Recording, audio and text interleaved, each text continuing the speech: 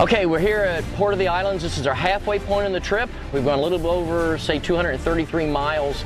Our original plan was to continue the whole loop in one continuous trip, but you know what? Mother Nature is just really not cooperating.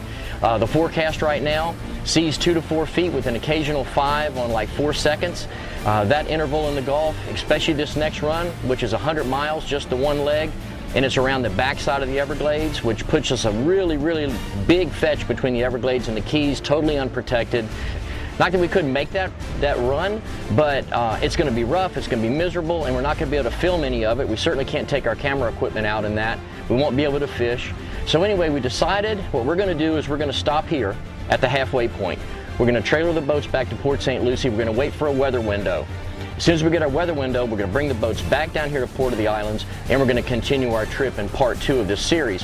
Last night, we met with Captain Charlie Phillips, and we really have to defer to his expertise. He's been guiding out of here for years, and he talked to some of his captain friends, and they pretty much all agree we would be crazy to attempt that crossing, only because it's just totally unprotected, and the conditions in the Gulf right now on the size boats that we have, it would just be a rough, miserable ride.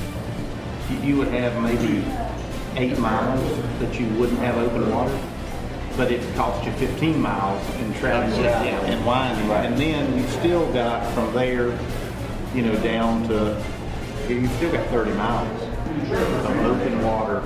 The captain that I really lean on a lot, I asked him. I ran through everything that I was going to tell y'all to make sure that I'm giving you good info.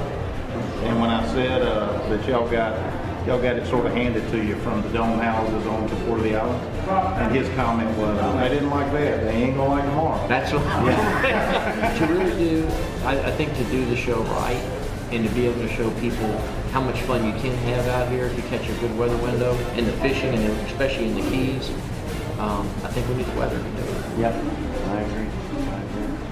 It's not really what the show's about. We want to show you guys things that you can do with your boats, places that you can visit, sights that you're going to see, fish you can catch.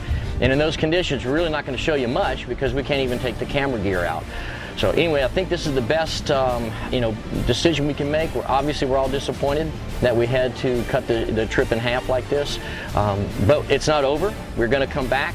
We're going to finish it, and whether it's in 2 days, 2 weeks, really Mother Nature's in control of what we're going to do from here on out. But as soon as we get our weather window, the boats are coming back down here to Port of the Islands. We're going to finish our loop, end up back at Port St. Lucie just like we promised, and we're going to show you the sights, through the backside of the Everglades, through the Keys, up the east coast of Florida, and see what we can catch there. So anyway, hopefully stay tuned with us on our webpage, eastwardboats.com, or on Facebook, under our Facebook page, eastwardboats/Facebook, and you can see the trip we've already done. You can see our route we've already taken, and you can see the route that we're going to continue to take in part 2 of this series. But hopefully you stay tuned, and you have just as much fun watching as we had fun making it. Heather and Chris, they rescued us.